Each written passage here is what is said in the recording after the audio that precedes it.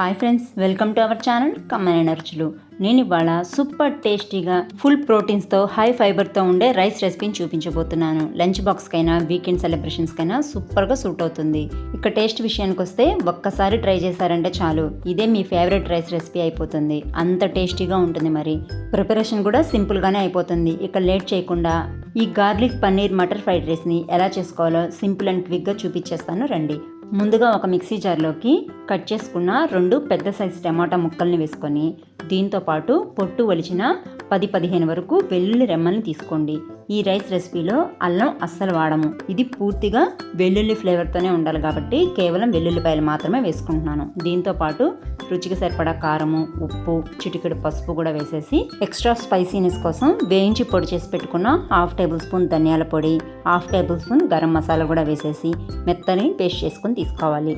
ఇప్పుడు వెడల్పుగా ఉన్న కడాయిలో 2 బటర్ క్యూబ్స్ని కాస్త ఆయిల్ని వేసుకొని హీట్ చేసుకున్నాక మనం ముందుగా గ్రైండ్ చేసి పెట్టుకున్న టమాటా వెల్లుల్లి పేస్ట్ని యాడ్ చేసేసుకొని సన్నని మంట మీద మధ్య మధ్యలో కలుపుకుంటూ ఆయిల్ అంతా పైకి తేలే వరకు ఉడికించుకోవాలి. మీరు బటర్ ప్లేస్లో నెయ్యినైనా వాడుకోవచ్చు. పిల్లలు కొంతమంది పాలు తాగకుండా బాగా మారం చేస్తూ ఉంటారు. అలాంటి వాళ్ళకి పాలలో ఉండే కాల్షియం అంతా లభించాలంటే పన్నీరు బెస్ట్ చాయిస్. కాబట్టి అప్పుడప్పుడు పిల్లలకి పన్నీర్తో చేసిన ఇలాంటి రైస్ రెసిపీస్ ఇంకా కర్రీస్ ఖచ్చితంగా పెట్టాలి. అందులోనూ కొంతమందికి వీకెండ్స్ అంటే చాలు ఏదో ఒక స్పెషల్ ఉండి తీరాలి. అలాంటి వాళ్ళకి మనం ఎక్కువ శ్రమ పడకుండా వెరైటీగా, టేస్టీగా, హెల్తీగా ఉండే ఈ garlic paneer matar fried rice పెట్టామనుకోండి, వాళ్ళకి వెరైటీ రెసిపీస్ తిన్నట్లుగా ఉంటుంది. మంచి హెల్తీ ఫుడ్ పెట్టిన సాటిస్ఫాక్షన్ మనకే ఉంటుంది. ఎలాగో దీన్ని సన్నని మంట మీద కుక్ చేసుకుంటున్నాం కాబట్టి ఇది చక్కగా కుక్ అయ్యే లోపల మనం పన్నీర్ క్యూబ్స్ని కూడా కట్ చేసి పెట్టుకుంటే సరిపోతుంది. నేనైతే పన్నీర్ని మీడియం సైజులోనే కట్ చేసుకున్నాను. మీకు కావాలనుకుంటే కాస్త చిన్న సైజులో అయినా లేదా పెద్ద సైజులో అయినా కట్ చేసుకోవచ్చు. దీంతో పాటు 1 కప్పు ఫ్రోజన్ బఠానీలు కానీ లేదా తాజా బఠానీ కాయలు కానీ వేసేసుకొని ఒక ఫుల్ లెమన్ జ్యూస్ అంతా పిండుకోవాలి. నేను తీసుకున్న లెమన్ అయితే మీడియం సైజులోనే ఉంది. పెద్ద సైజు లెమన్ అయితే సగం చెక్క సరిపోతుంది.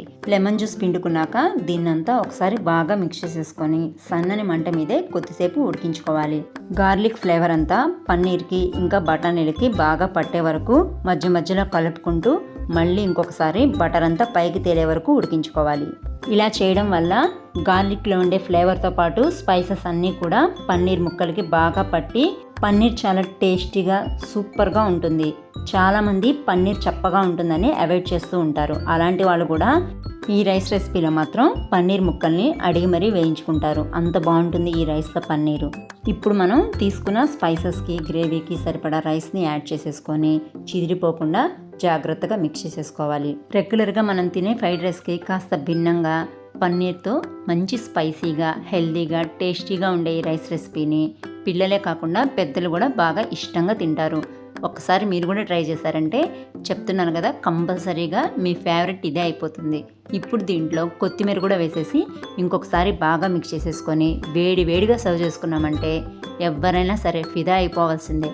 దీనికి కాంబినేషన్గా కుర్మా కానీ, షార్వా కానీ లేదా సాస్తో కూడా చాలా బాగుంటుంది. నేనైతే ఇలా వేడిగా ఉన్నప్పుడు ఉత్తదే తినేస్తాను.